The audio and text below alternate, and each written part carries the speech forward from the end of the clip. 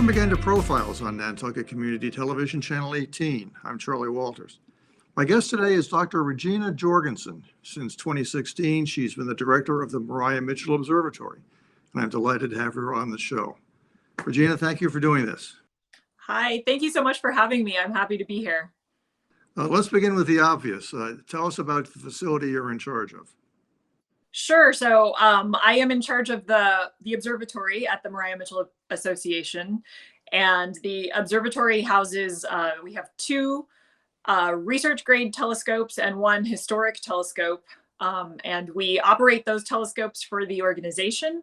We do research with them, so astronomical research. And then we also open the observatory to the public for public open nights, which enables members of the public to come and actually look through our telescopes and enjoy the wonders of the night sky here on Nantucket. Now you're full-time year-round, is that correct? Yeah, it's a full-time year-round position. Summer is the main sort of busy time for us, and we do a lot of the public open nights during the summer, but we offer them throughout the year as well, just at a sort of cut back scale. How big is your staff? Well, in the observatory, my staff is myself, and we have a telescope engineer, Gary Walker, who is very much part-time. He's a contractor for us, and he helps maintain the telescopes if something breaks or needs some new equipment. And then I also have a new position, which is a research fellow. And I can talk about that a bit later, but it's a person who I hire each year to help me do astronomical research. And this year, right now, it's Georgia Stolle McAllister, who's been helping out with some of the actual astronomy research that we're doing.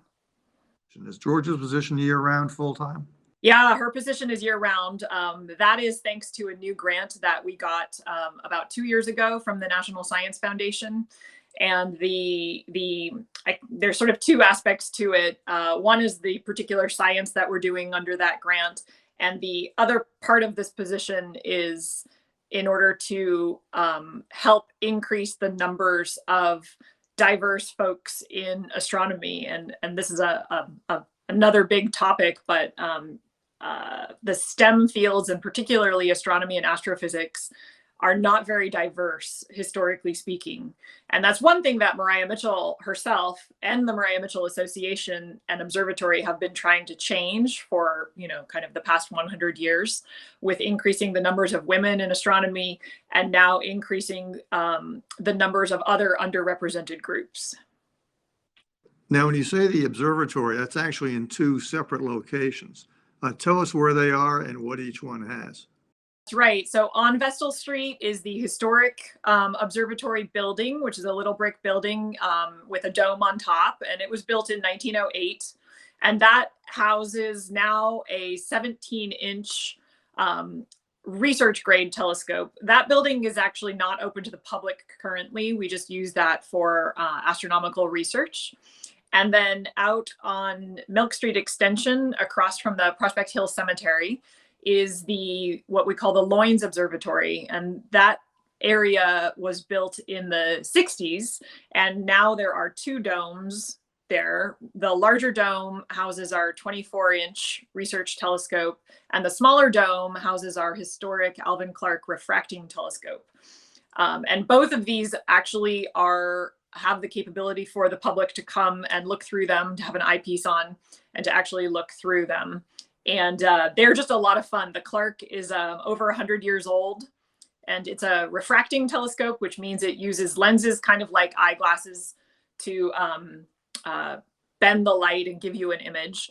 And in the large dome, the research telescope, the 24-inch telescope, is what's called a reflecting telescope. And that's the more modern telescope technology that we actually use for our astronomical research.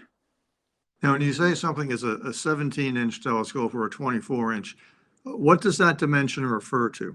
Yeah, great question. That refers to the diameter of the mirror or the lens. And so in astronomy, what you care about is how big is your mirror or your lens that you're using to collect the light. It's sort of like a bucket. You can think of it like a bucket collecting rainwater. The bigger the diameter of the bucket, the more rain you're going to get.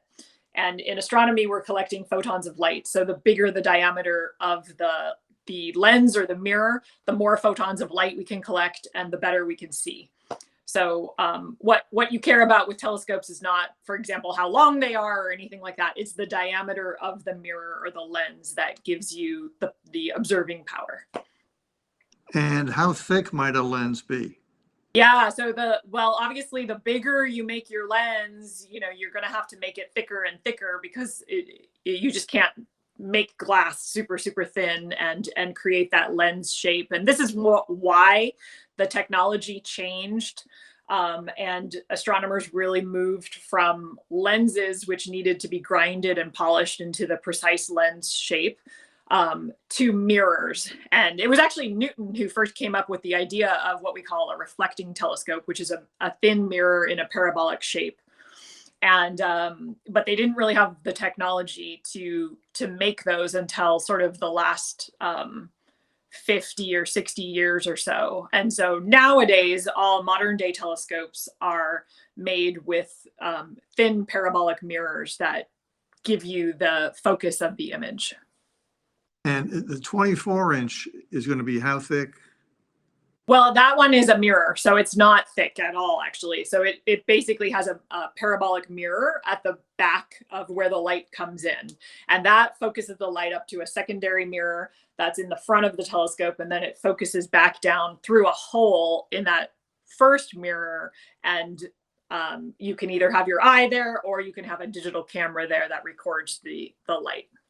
How thick or thin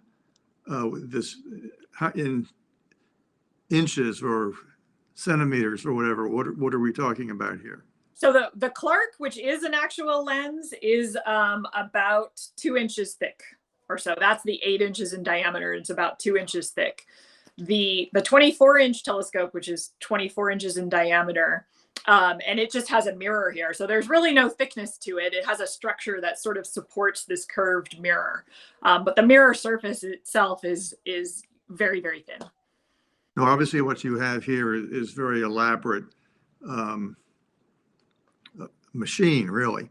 But if I were to go out to a store and buy a $200 telescope, a very tiny thing, would it be the same basic technology behind that kind of a telescope? It depends a little bit on the type of telescope you were going to buy. I would not recommend people to go buy, sort of $200 telescopes that might have that a lens in it that's kind of cheaply made, because you're just never going to get satisfactory optics. A much better idea is to invest that money in a good pair of binoculars, where the lenses are actually quite good and the optics are well done, and you can actually see quite a lot in the night sky with a nice pair of binoculars. Let's talk a bit more about your particular responsibilities. When the public isn't in the observatories, for example, what are you doing? What are you personally doing? So my job is sort of 3 parts. I think of it that way. Number 1 is my research. So I do astrophysical research. Number 2 is mentoring and working with the students who come to do astrophysics research. And then number 3 is the public outreach. And so those are sort of the 3 aspects to my job. And so a lot of my time is spent on research, which, nowadays astronomers, while we use telescopes, we spend most of our time on computers, actually analyzing the data from the telescopes and writing computer programs to understand the data and then interpret the data, and reading other papers that people have written to understand sort of what's going on in whatever field we're working in. So that's one aspect of what I do. And then another aspect, of course, is working with the summer students who are undergraduate students who come to Nantucket each summer from around the country. And they come here to do astrophysics research. And so I am providing projects for them and helping them with their research and sort of teaching them and training them how to actually become astronomers. Let me ask you this. How much of your time are you actually looking through a telescope? Yeah, so not much, actually. Here on Nantucket at Maria Mitchell, we are actually lucky because we have our own telescopes. But most professional astronomers don't have telescopes in their backyard. And usually what you do in the world of professional astronomy is you apply for time on very large telescopes, or telescopes that are in space, like the Hubble Space Telescope or the Chandra X-ray Space Telescope. And these are very, very competitive instruments to get time on, because there's a lot of astronomers who want to do a lot of different science. And so what normally happens is if you have a science idea, you write a proposal and you say, I'd like to do, whatever the idea is, and I need time on the Hubble Space Telescope, or I need time on the Keck telescopes in Hawaii, which are the largest ground-based optical telescopes in the world. We were talking about our telescope being 24 inches. Keck is 10 meters in diameter. So yeah, it's a different scale of size of telescope. And that's sort of what professional astronomers use for a lot of their research, is that kind of telescope. So I use that as well. So I will occasionally get time on Keck. And what that means is you have, maybe if you're lucky, one night or two nights of time, and you do your observations, and then you get that data, and then you spend many months actually analyzing the observations and writing a paper perhaps about what you learned. Years ago, I visited Kitt Peak in Arizona, and it was during daylight hours, and there was someone there who was giving us a tour of the facility. And when we walked by one building, the tour guide said, keep your voices down right now, because all the astronomers are asleep, because this is the only time they get to sleep, for obvious reasons. They're working at night. Does that kind of a situation arise at Maria Mitchell? It does, actually, yeah. So that's one aspect of being an astronomer, is if you're an observational astronomer, you may have times when you go on what we call observing runs, which is where you're observing for many nights in a row. And so you stay up, pretty much all night, and then you sleep during the day. And we do actually give that experience to our interns here on Nantucket. And we try to observe every clear night that we have during the summer. And those observations are run by the interns, in fact. And so they will stay up all night observing, as long as the weather is clear and the fog doesn't roll in. And then they go to bed at about, in the summertime, it gets light around 4 a.m., maybe 4:35. And that's when you have to sort of shut down. And then they go to bed and sleep. So in fact, in the summertime on Vestal Street, there are several astronomy students usually asleep into the late morning. When you don't have interns around, is that something that you yourself do? I will do it occasionally. So for me, it depends a little bit on sort of programmatic things. If there are certain events that I want to be observing, or I need data for something, or if I have an observing run on Keck, for example. Nowadays, of course, with the internet and the sort of advances in technology, we are actually able to observe remotely, which means I can be sitting wherever my computer is, and I can be interfacing with the telescope in Hawaii and kind of telling it what to do and getting the data back. And so even if I'm not physically at the telescope, I can be sort of operating it in a way. And so, in that sense, it could be of course, it'll have to be nighttime in Hawaii, but depending upon where I am, it could be daytime for me. So yeah, there's a whole bunch of different scenarios in terms of times and when we observe and when we're up. Anybody who spent any amount of time on Nantucket knows that fog can be a serious issue, especially in the summertime. But in the off season, I think of it as being a very cloudy place. Obviously, that interferes with the work you do, but how much does it interfere? I mean, is this a major problem, the weather here? Actually, there are winter nights that are extremely clear and gorgeous. I would say some of the nicest nights are actually in the winter on Nantucket. And so, yeah, I would say about 50%, maybe a little more than 50% of the nights on Nantucket would be what we call clouded out, where you cannot observe because of fog or clouds or weather. And so that is somewhat obstructive. However, a lot of my actual research work I do with telescopes that are located elsewhere, like Keck or the Hubble or things like that. So it It interferes somewhat, but it's not a major roadblock because a lot of my work I do using other instruments elsewhere. So one of the main purposes of the telescopes on Nantucket are really, we do research with them, but one of our main functions is to train the students that we have in the summertime how to use telescopes, how to do astronomical observations, and kind of what it's like to be at a telescope and do that whole process. And so having that resource for training purposes of our students is really, really important. And that would be, I would say, one of the main functions of the telescopes here on Nantucket. But a very humid night, does that make things difficult for you? Definitely. Yeah, that affects what we call the seeing. So seeing is sort of the wiggles that happen because of the atmosphere, and that can be wind or humidity or anything like that. In other words, if you had a point source of light and it looked smudged out because of the wind and the humidity, that's what we call seeing, and that's bad for astronomy, of course. And so yes, the seeing is not great on Nantucket.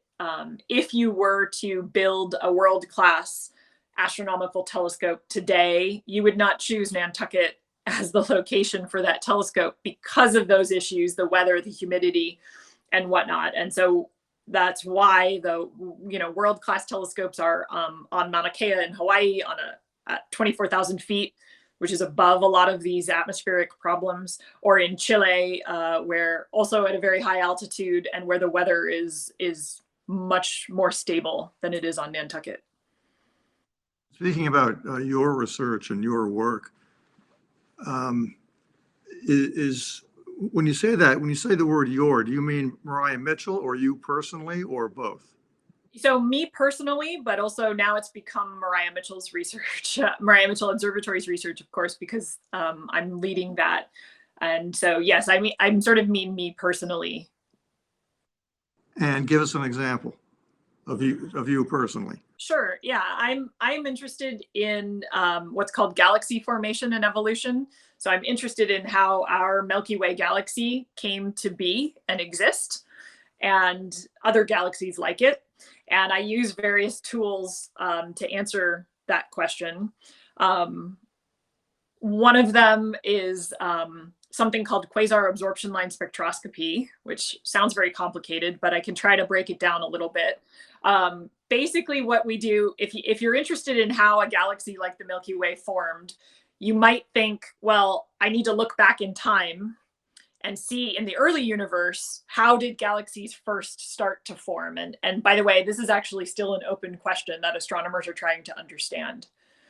And one of the great things about astronomy is when you do look out into the night sky, it is almost like having a time machine, because light travels at a finite speed.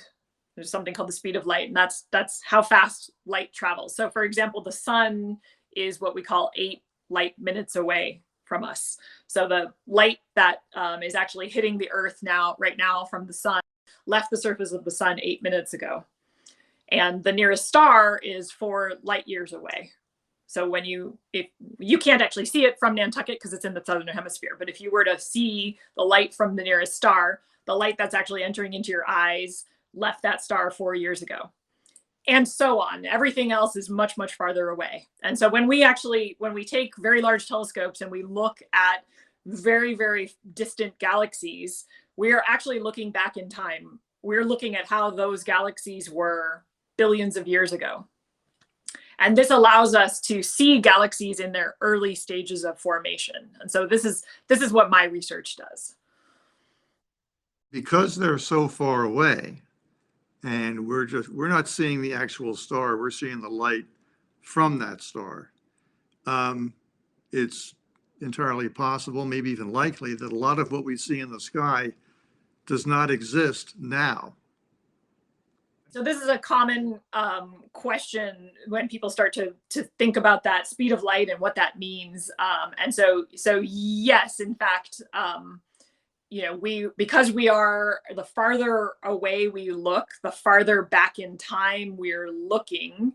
You could say, if I see this particular galaxy and it is 2 billion light years away, right now that galaxy may look very different than it did from the light that I'm observing. But there's no actual way, there's no information transfer possible faster than the speed of light. So there's, in a way, it's a kind of a little bit of a mind-bending question to think about, because all we know is what we can see based upon the light that's coming to us. Black holes. Is there a black hole at the center of our galaxy? Yeah, there is a black hole at the center of our galaxy. It's called Sagittarius A star. And I love to point it out to people when they come up to open nights in the summertime. If you're out at Loynes Observatory standing on the deck and you look towards the south, you are actually looking towards the direction of the black hole in the center of the Milky Way. One of the great things about Nantucket in the summertime is that you can, when it's dark, so when there's no moon, for example, and when it's nice and clear, as you may know, you can see the Milky Way, and it's amazing and beautiful. And it's sort of this Milky Way, this white kind of milky strip going across the top of the sky. And as it goes towards the south and hits the southern horizon, you run into a constellation there called Sagittarius. It's one of the zodiac constellations, and that happens to be the direction of the center of our Milky Way galaxy. And in that location is the black hole. Of course, you can't see the black hole because by definition, black holes do not emit light. But we know through lots and lots of different experiments, lots and lots of different observations that there is a black hole. And it's what we call a supermassive black hole, which means that it has a mass that is several million times the mass of our sun. That gives it this supermassive title at the beginning. And one of the things, these are very important for galaxies and galaxy formation, in fact. And one of the things that we now know is that most galaxies, like our Milky Way, have supermassive black holes at the center, and that they are important somehow in the formation of galaxies. So a supermassive black hole with a galaxy surrounding it is very common, in fact, and we know that they are important for each other's existence. The supermassive black hole at the center of our galaxy, how large is that? So something that is several billions of times the mass of our sun, but is a black hole, is a bit of a, so black holes are obviously, very exotic, sort of strange entities. And so off the top of my head, I'm trying to, I know for the recent black hole that was imaged, not in our galaxy, but in a nearby galaxy, and this came out a couple of years ago. Well, let me back up one second and say, black holes, because they are this kind of exotic thing, they are infinitely small. So by definition, they have a huge amount of mass packed down into an infinitely tiny space. And this is where, our physics breaks down. So we don't understand what happens at the center of a black hole. It's what's called a singularity, and physics sort of breaks down there. But what we can talk about is the what's called the Schwarzschild radius, or sort of the event horizon of the black hole, which is you can think of it as kind of the effective size.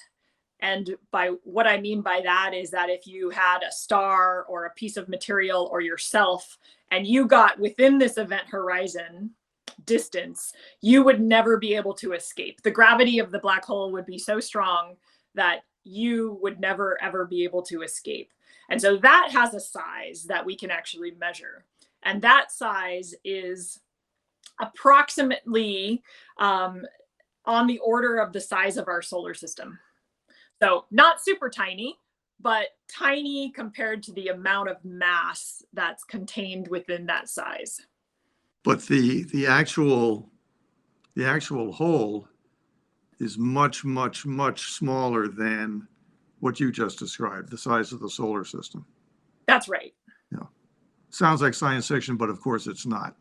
Yeah, this is why astronomy is so cool, because there's all of these really exotic, sort of fun things to think about that are real, but are very, very difficult to sort of wrap your head around. And it definitely sounds like science fiction. A moment ago, you alluded to light pollution. How much of a problem is that on Nantucket? Yeah, light pollution is a problem. Everywhere really. We're somewhat fortunate on Nantucket, in that we are an island 30 miles out to sea, and we so therefore are not near any major cities, which of course have a lot of light pollution. So that's great. There are some problems with Nantucket occasionally, and obviously if you're standing in the middle of downtown and you try to look up at night, you might not see as much as you can as if you're out at a beach or out at the observatory, where we try to keep it quite dark. So I would say it's not a massive problem, but it's something that we're trying to continuously be aware of, and we're trying to continuously make people aware of the issues. If you do have a new structure or a new building and you're putting lighting on it, which is of course important for public safety, you just want to make sure that you shield the lighting properly, and so that the light shines down onto the ground as opposed to up into the sky where it's not really needed, and you're also kind of polluting the night sky at the same time. Let me shift tracks here for a moment and have you tell us where you're from, where you were educated, and so on. So I'm from Northern California, a little town called Livermore in the East Bay. And I went to undergraduate at the University of Puget Sound in Tacoma, Washington. And I was a physics major. And actually during that time, that was the first time I came to Nantucket, because I came as one of the summer research experience for undergraduate students. And that was my sort of first introduction to Maria Mitchell, in fact. And then I eventually went on to get my PhD in physics from the University of California at San Diego. Now you have 3 degrees all in physics. Here's a real layperson's question. Talk about the connection between physics and astronomy. It's very common for astronomers to have their formal education in physics. There is a lot of astronomy is physics, actually, and we use physics to understand a lot of the astronomical phenomenon that we see. And so there's a lot of crossover. So I often will say I'm an astrophysicist, in fact. So I have all of my degrees in physics, but my actual research work has been in astrophysics. I was a postdoctoral fellow at the University of Cambridge in England. And then I was a National Science Foundation postdoctoral fellow at the University of Hawaii at the Institute for Astronomy there, which of course has access to one of the most pristine sites in the world, which is in the top of Mauna Kea, and these very, very large, amazing optical ground-based telescopes. And so I wanted access to those for my research. So that's one of the reasons why I went there. When you were studying for your degrees in physics, did you know you wanted to go into astronomy ultimately, or was that not in the picture yet?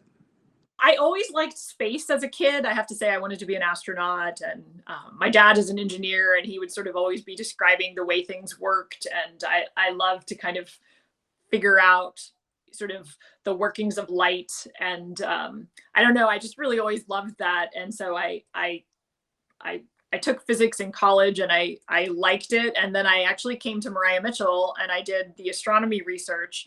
And I think that was one of the most important things, was having that hands-on research experience at Maria Mitchell. And that gave me the opportunity to see, hey, I can actually do this, and this could actually become a career. And so that was definitely a spark for me to continue on in astrophysics. And then, when it came time for graduate school, if I was going to do physics or astronomy or astrophysics, there's just so much crossover. And so for me, I ended up at the University of California because, again, they have access to the Keck telescopes in Hawaii. And I knew I wanted to do observational research. And that's one of the best places to do observational research, is with these really, really, really large ground-based telescopes. the beginning of the show, you were talking about your work that did not involve looking through the telescope. You were talking about looking at things on a computer. Talk some more about that, because I think that's something a lot of people have no idea about.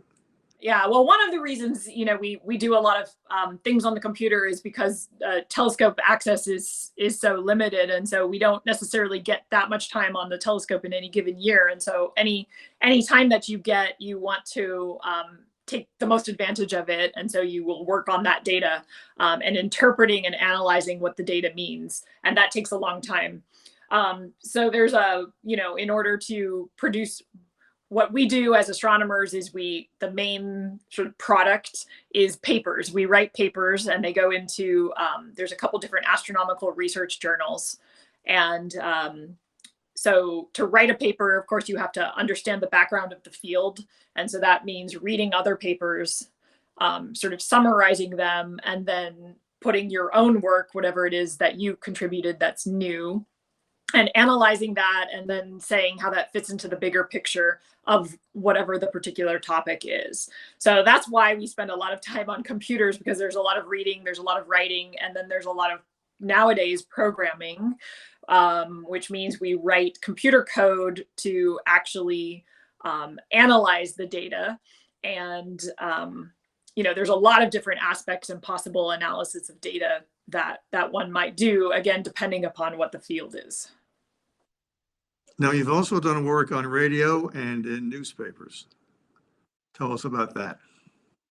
One of the great aspects for me of Maria Mitchell and being in the role that I am now is that I get to talk to the public about astronomy and about science. And I just love doing that. I think astronomy, everybody who doesn't love the night sky, everybody's able to look up and see the night sky. And so I feel like it's a very accessible science to a lot of people, and a lot of people find it very fascinating and interesting.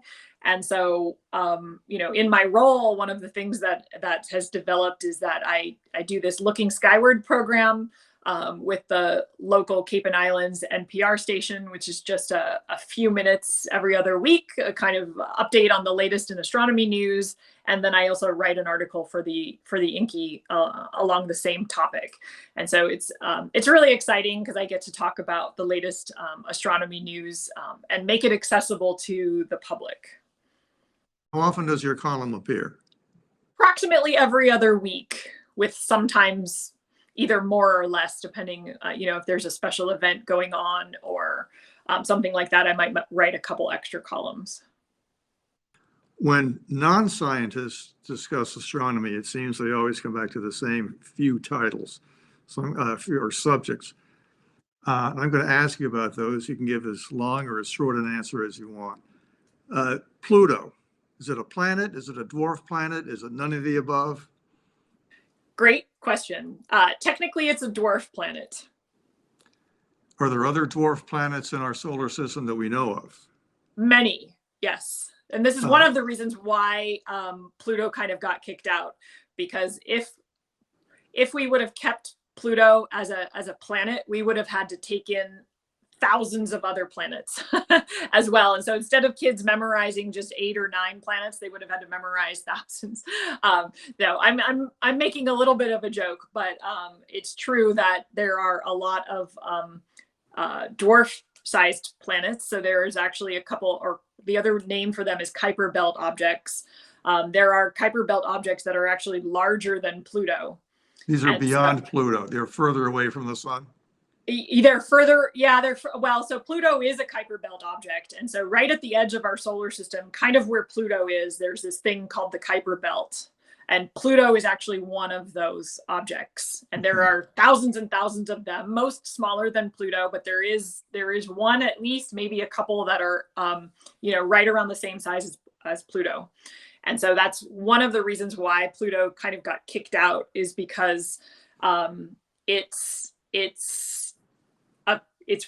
technically it's one of these Kuiper Belt objects, and there are many, many Kuiper Belt objects.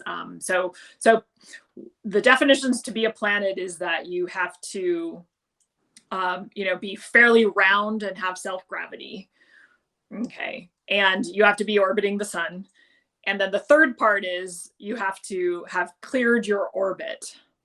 So in other words, where the Earth is orbiting around the sun, there's not a lot of other stuff there because the Earth has more or less cleared out the whole orbital path that it's in. And same for all the other planets. But Pluto is out in this thing called the Kuiper Belt, which consists of thousands of tinier objects. And so Pluto has not cleared its orbit. And then the one final thing about Pluto is that it's an oddball compared to the rest of the planets because the 8 other planets are all more or less in a plane, like a pancake, basically, with the sun. And Pluto's orbit's actually tipped at about 17 degrees. And so this difference indicates that Pluto had a different origin than the rest of the planets.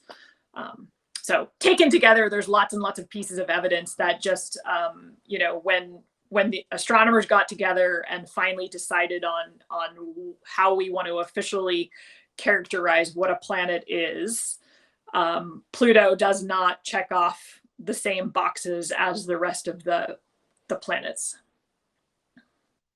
I grew up thinking there were 9 planets, and you've convinced me there are only 8. I did too. I have to say, emotionally, it was a little tough. But here's the thing: Pluto is still cool, even though we don't call it an official planet anymore. It is still a very awesome, interesting, fascinating place that requires and deserves lots of study. So, just because we've changed the designation of what we call it does not make it any less special. Let's switch to Mars. Has there been life there? Is there life there? What's your opinion? That's such a great question. As of right now, we do not know the answer to those questions officially. It does seem like there could have been life there in the past, but right now we have no evidence for that. So life has not been found. Evidence for past life has not been found. What we do know is that there was liquid water in the past. And so that's a very intriguing sign that there could have been life. And there are lots of theories that maybe life even originated on Mars and came to Earth via a meteor. And so that is actually a valid scientific theory that a lot of people believe. Because in the early solar system, Mars was actually quite different. It was a lot warmer than it is now. And so it's likely that, and it probably had liquid water. And so I won't say likely, it's possible that life maybe actually originated on Mars and then came to Earth sort of through this interspace travel method. And so, but, right now we have not yet found conclusive evidence to support that, but it's an intriguing idea. I think Mars is fascinating. We're not going to move to Mars anytime soon as human beings. It's an extremely harsh environment. It gets extremely cold. It has hardly any atmosphere. And, there's lots and lots of different difficulties with imagining people living there now or life being there now. So it's probably not likely that there is life there now unless it's below the surface. So, down below the surface of Mars a lot, where it could be protected from the intense radiation of the sun and various other problems. UFOs. I have no doubt that people see UFOs, unidentified flying objects, all the time. I do not believe that they are aliens. I believe that they're things that people see and can't identify. We know there are lots of very interesting optical phenomenon that happen at various times because of the sun or the weather or different climate events and things like that that can create all sorts of optical illusions.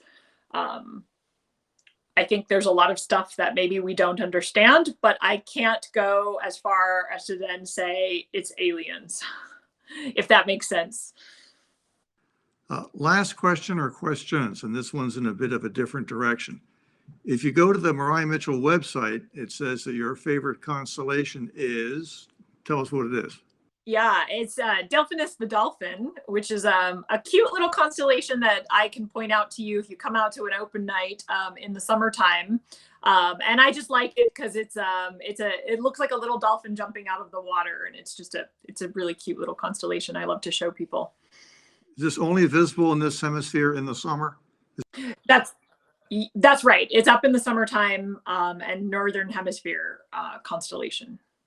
And it's not one of the more noticeable ones out there, I take it. No, it's tiny and it sort of looks like a little diamond tipped on its side. And then there's one little star for the tail. So it's just a really tiny constellation that you might not necessarily have heard of or seen before. How it caught your eye?